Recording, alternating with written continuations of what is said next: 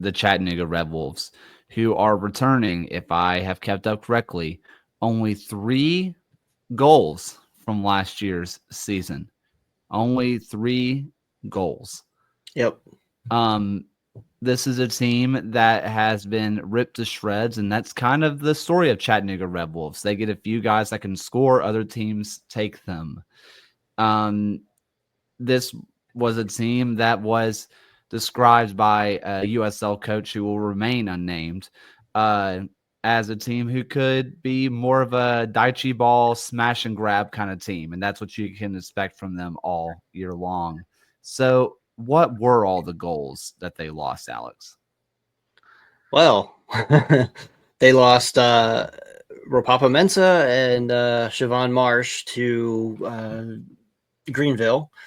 Mael Malongo went to Monterey Bay. Stefan Lukic went to Tulsa. That covers a vast majority of their goals right there.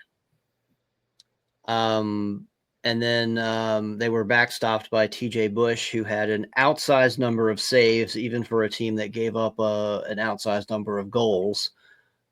So that's a big loss there. And it looks like they're going to throw Jason Smith, fresh out of Syracuse, right to the Wolves, as we see here. And then it's like this front line really worries me, even though I really like a couple of these players, namely Matt Bentley and Johnny Felipe. Can they carry this team to to score more than 20 goals in a season? I have my doubts there. I really am cheering for them to do so, but it's very questionable. I like the defense. Declan Waters put up some very, very good numbers individually last year, even if the team's defense was not that great. And Eric Kinsner, I think he's going to do well in replacement there. Eamon, this was a unanimous last place. Personally, I would give the team without a right back last place. That's just me. But I mean, this is a team that seems to have lost all of their talent attacking wise and seemingly didn't replace it. Do you find that that quote of Daichi ball of smash and grab to be accurate? Because I kind of like their back line ish. Are they just going to be stingy and just be hard to break down, or is this very deserving of dead last? Yeah. I do think last year they did play a lot of long balls. A lot of long balls. But last year they had, a long ball to Mensah, Marsh, maybe fall into the feet of Stefan Lukic. They had some really, really strong attacking players last year. I don't know what's gone on in the background of Chattanooga. Their general manager left recently. Jimmy Weekly, who was in the club as head coach, assistant coach, you name it, operations. He did everything. He also left. They lost a lot of players, big players for them.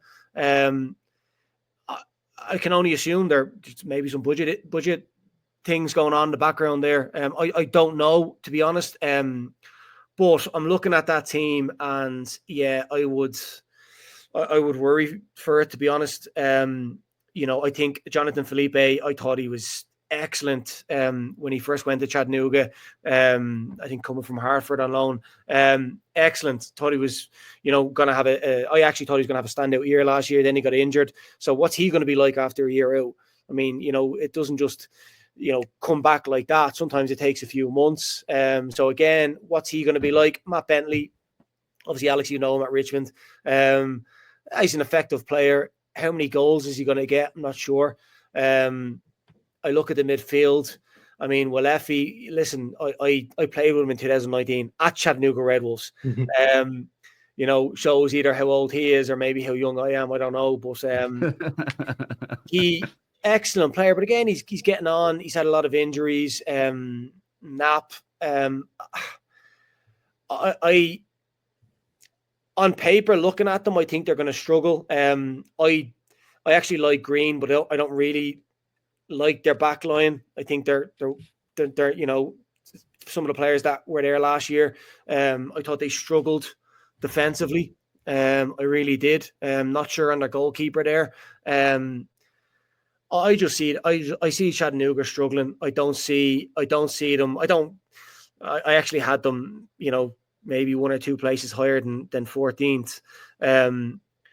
But I will say this: the positive that I will say is Scott McKenzie. This is going to be his third season.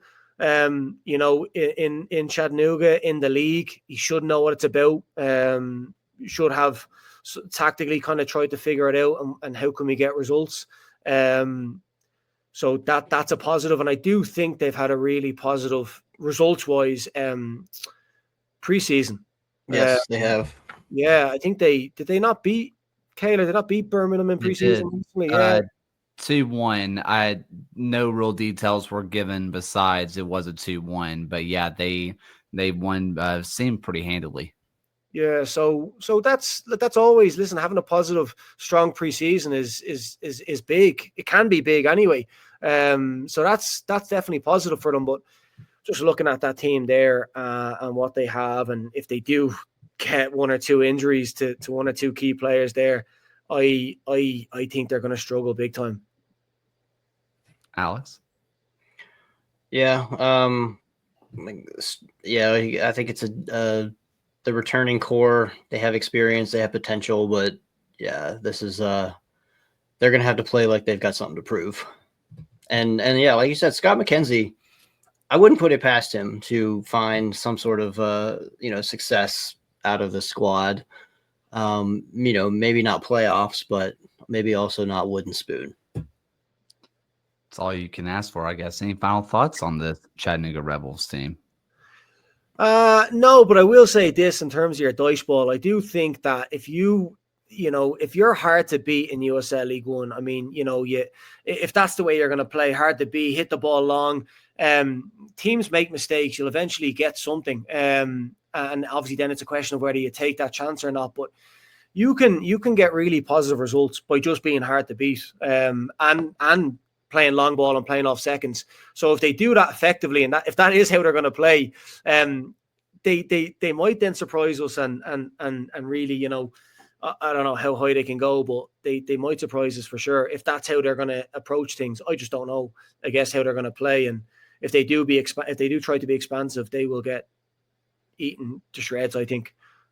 Well, one thing that we kind of noticed on the USL show the last couple of years is that the League One teams that really make a run in the US Open Cup are the defensively strong teams. Obviously, the Jaegermeister Cup last year was built for goals. Just score as many goals as you can. That's the tiebreaker. But US Open Cup is how good are you defensively? Can you stay strong for 120 minutes or even just 90 minutes and sneak out a 1-0 win? If that's what they are going to do, I don't think it's going to last for a league season. I don't think that this team can do that. But if they can stay strong and be solid defensively, be tough to break down and get their long ball, you could see a mini run out of the Red Wolves. I don't think that would be the most surprising thing in the world. Yeah, I agree. I agree with your point. Like if you're gonna Jaegermeister Cup, USL Cup, and you're playing against teams that are stronger than you and are in a higher level than you, if you decide to go, well, our attack versus your attack, you're going to lose. They're going to have a stronger attack. Just budgets alone are going to dictate they will have stronger, better players. So you have to be defensively strong and just work on your defensive organization because in a game of soccer you're going to get a chance. You just will. So yeah, definitely when you play against those higher ranking teams, higher levels, you have to be defensively strong. So I'm not surprised that it's the defensively strong or more organized teams that do better in the US Open Cup, because if you decide to have a shootout, you are not winning.